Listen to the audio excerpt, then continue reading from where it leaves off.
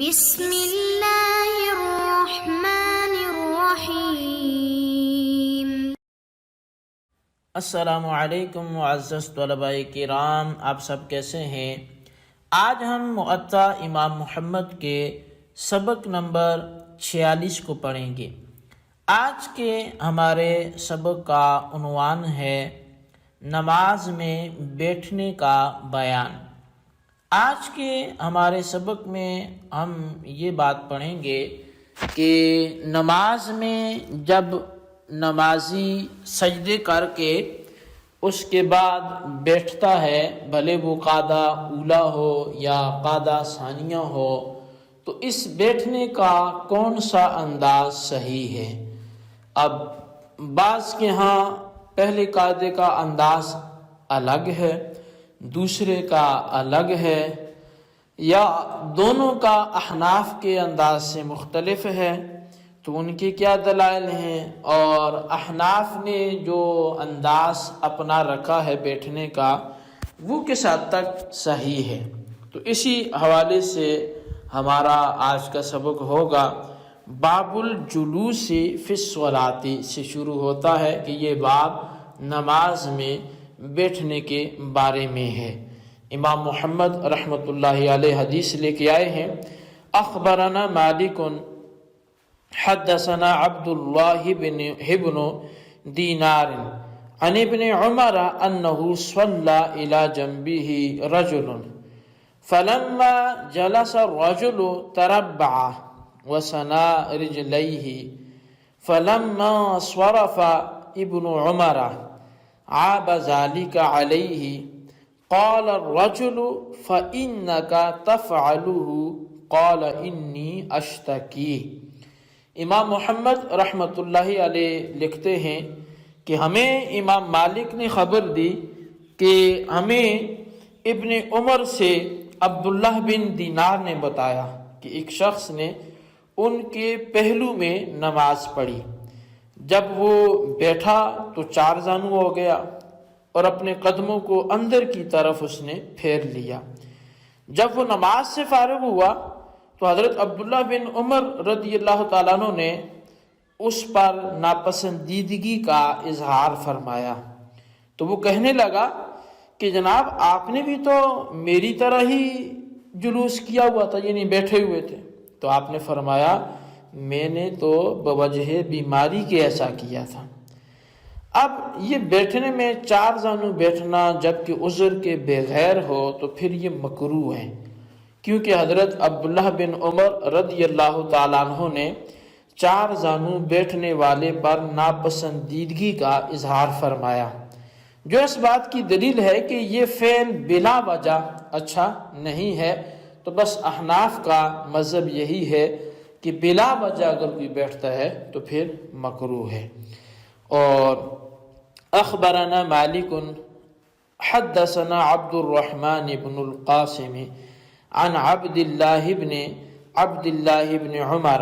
انه كان يرى اباه يتربع في الصلاة اذا جلس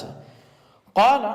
ففعلته وانا يومئذ حديث السن فنهاني ابي فقال انها ليست بسنة الصلاة وَإِنَّمَا سُنَّةُ الصَّلَاةِ أَن تَنصِبَ رِجْلَكَ الْيُمْنَى وَتُثْنِيَ رِجْلَكَ الْيُسْرَى۔ امام محمد رحمۃ اللہ علیہ بیان کرتے ہیں کہ امام مالک نے ہمیں خبر دی کہ ہمیں عبید اللہ بن عبداللہ بن عمر سے عبد الرحمن بن قاسم نے بیان کیا کہ حضرت عبداللہ بن عمر کو میں نے نماز میں بیٹھتے وقت 4 زانو بیٹھے دیکھا، تو میں نے ایسے ہی کیا۔ میں ان دنوں کم عمر تھا، تو میرے والد گرامی یعنی حضرت عبداللہ بن عمر نے مجھے منع کیا اور فرمایا یہ طریقہ نماز کی سنت میں سے نہیں ہے، بلکہ سنت یہ ہے کہ تو بیٹھے اور بیٹھتے وقت اپنا دایاں پاؤں کھڑا رکھے اور بایاں پاؤں بچھا لے۔ قال محمد وبہذا نأخذ وهو قول ابی حنیفۃ رحمۃ اللہ علیہ وقال مالک بن انس یأخذ بذلك في الركعتين الاوليين واما في الرابعة فإنه كان يقول يفضي الرجل باليتيه إلى الأرض ويجعل رجليه إلى الجانب الأيمن۔ امام محمد رحمۃ اللہ علیہ حدیث کے لکھنے کے بعد کہتے ہیں کہ ہمارا یہی عمل ہے، اور امام اعظم امام ابو حنیفہ رضی اللہ تعالیٰ عنہ کا بھی یہی قول ہے، اور حضرت مالک بن انس پہلی 2 رکعتوں کے بعد بیٹھتے وقت اسی پر عمل کرتے ہیں، یعنی قاعدہ اولیٰ میں۔ لیکن چوتھی رکعت میں وہ کہا کرتے ہیں کہ مرد کو چاہیے کہ اپنے دونوں پاؤں دائیں طرف نکال کر اپنے سرین وہ زمین پر رکھے۔ اخبرنا مالک اخبرنا صدقۃ بن یسار عن المغیرۃ بن حکیم قال رأیت ابن عمر یجلس علی عقبیہ بین السجدتین فی الصلاۃ فذکرت له فقال انما فعلته منذ اشتکیت۔ امام محمد رحمۃ اللہ علیہ بیان کرتے ہیں کہ امام مالک نے ہمیں خبر دی کہ ہم سے روایت کیا صدقہ بن یسار نے کہ مغیرہ ابن حکیم نے کہا کہ میں نے نماز میں 2 سجدوں کے درمیان عبداللہ ابن عمر رضی اللہ عنہما کو اپنی ایڑیوں پر بیٹھے دیکھا، تو پس میں نے ان سے اس کا ذکر کیا، تو انہوں نے فرمایا جب سے میں بیمار ہوں ایسا ہی کرتا ہوں، یعنی جب بیمار ہوں تو ایسا کرتا ہوں۔ قال محمد وبہذا نأخذ لا ينبغي ان يجلس على عقبيه بين السجدتين ولكنه يجلس بينهما كجلوسه في صلاته وهو قول ابي حنیفہ رحمۃ اللہ علیہ۔ امام محمد رحمۃ اللہ تعالی علیہ فرماتے ہیں کہ ہمارا یعنی احناف کا اسی پر عمل ہے کہ 2 سجدوں کے درمیان ایڑیوں کے بل نہ بیٹھیں، جیسے تشہد میں بیٹھتے ہیں، اور یہی امام اعظم امام ابو حنیفہ رحمۃ اللہ علیہ کا بھی انداز ہے کہ وہ اس طرح بیٹھے جیسے کہ وہ اپنی نماز میں تشہد میں بیٹھتا ہے، یہی درست انداز ہے۔ احناف کے نزدیک قاعدہ اولیٰ اور قاعدہ ثانیہ میں مرد کے بیٹھنے کی کیفیت وہ ایک ہی ہے، یہ میں ابتداً عرض کر چکا، اور وہ طریقہ یہ ہے کہ دایاں پاؤں کھڑا رکھا جائے اور بایاں پاؤں بچھا کر اس پر بیٹھا جائے، اور یہی طریقہ حضرت ابن عمر نے سنت کہہ کر بیان فرمایا، جبکہ ایک طبقے کے ہاں بیٹھنے کا طریقہ وہ تورک ہے، یعنی دونوں پاؤں دائیں جانب نکال کر سرین پر بیٹھ جانا، اور وہ اپنے طریقے پر چند اعتبار سے استدلالات کرتے ہیں۔ میں ایک ان کی دلیل کو ذکر کر کے اس کا جواب دے کے بات ختم کروں گا۔ وہ بہقی کی ایک حدیث پاک لاتے ہیں، اور وہ حدیث یہ کہ محمد بن عمر بن عطا کہتے ہیں کہ ہم نبی علیہ الصلوۃ والسلام کی صحابہ کی ایک جماعت کے ساتھ بیٹھے ہوئے تھے، تو اس دوران حضور علیہ الصلوۃ والسلام کی نماز کا تذکرہ چھڑ گیا، تو ابو حمید سعدی کہنے لگے کہ میں تم سے زیادہ جاننے والا ہوں کہ نبی علیہ الصلوۃ والسلام کیسے نماز ادا فرمایا کرتے تھے، تو میں نے دیکھا کہ آپ تکبیر تحریمہ کے وقت دونوں ہاتھ کندھوں کے برابر اٹھایا کرتے تھے، اور جب رکوع فرماتے تو دونوں ہاتھوں کو اپنے گھٹنوں پر خوب ٹیک لگا کر رکھتے تھے، پھر پشت انور برابر کرتے، جب رکوع سے سر انور اٹھاتے تو سیدھے کھڑے ہو جاتے،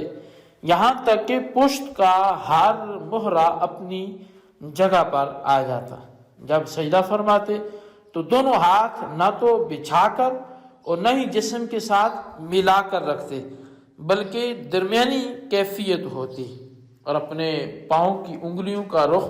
وہ قبلے کی جانب ہوتا۔ جب 2 رکعتوں کے بعد بیٹھتے تو بایاں پاؤں بچھا کر اس پر بیٹھتے، اور جب آخری رکعت میں بیٹھتے تو دایاں پاؤں آگے بڑھا لیتے اور سرین پر بیٹھتے دایاں۔ اچھا، اب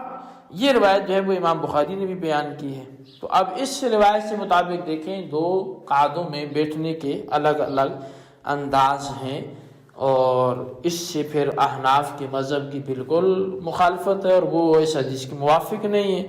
تو کیا جواب آپ دیں گے؟ تو دیکھیں جی، اس میں سب سے پہلی بات تو یہ ہے کہ ابو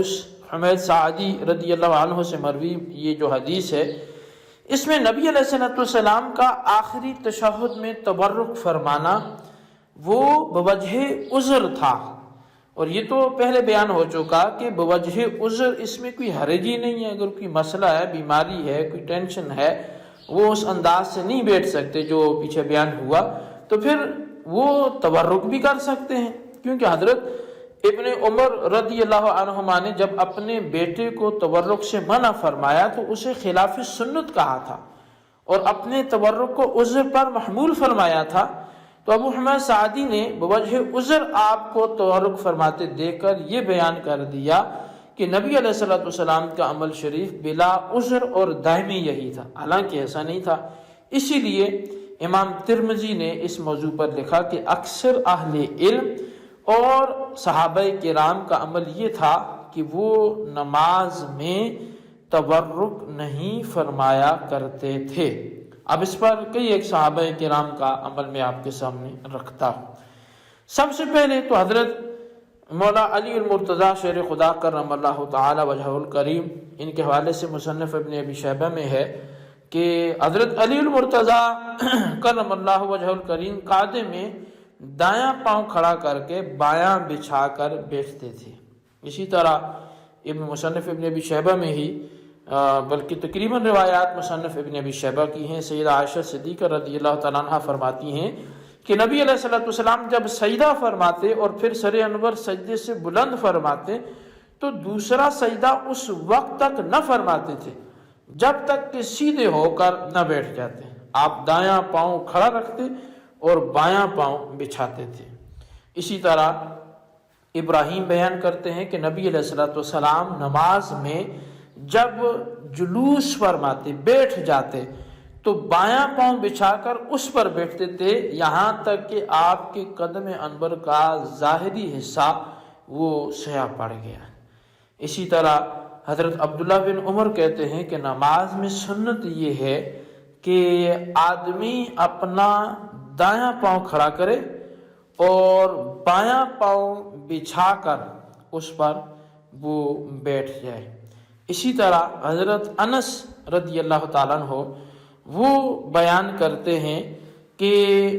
نبی علیہ السلام نے نماز میں کتے کی طرح بیٹھنے اور تورک سے منع فرمایا۔ اب یہ حدیث جو تھی وہ امام بہقی نے اس کو روایت کیا۔ اب یہ جتنے آثار احادیث آپ کے سامنے رکھے گئے ان میں دیکھیں کہ نبی علیہ السلام اور صحابہ کرام کا عمل یہی نظر آتا ہے کہ نماز کے قعدے میں یہ حضرات تورک نہیں کیا کرتے تھے۔ اور آخری جو حضرت انس والی حدیث ہے امام بہقی والی، تو اس میں دیکھیں تو صاف موجود ہے کہ نبی علیہ السلام نے تورک سے منع فرمایا، اور یہ منع کسی مخصوص قعدے کے لیے نہیں تھا بلکہ مطلقاً منع فرمایا۔ لہذا ثابت یہ ہوا کہ قعدے میں مطلقاً، چاہے وہ قعدہ اولا ہو یا قعدہ اخیرہ ہو، 2 رکعت کے بعد ہو یا 4 کے بعد ہو، 3 کے بعد ہو، مطلقاً جو تورک ہے یہ ممنوع ہے۔ یہی احناف کا مسلک ہے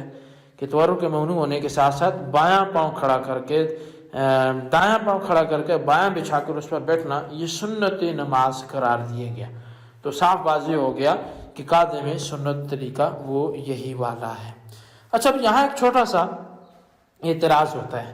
وہ یہ کہ آخری حدیث کے بارے میں کوئی یہ کہہ سکتا ہے کہ نبی علیہ السلام نے تورک سے جو منع فرمایا اس سے مراد قعدہ اولا ہے، لہٰذا مقید اور مقید کا حکم یہی ہوا کہ قعدہ ثانیہ سے مستثنیٰ ہے۔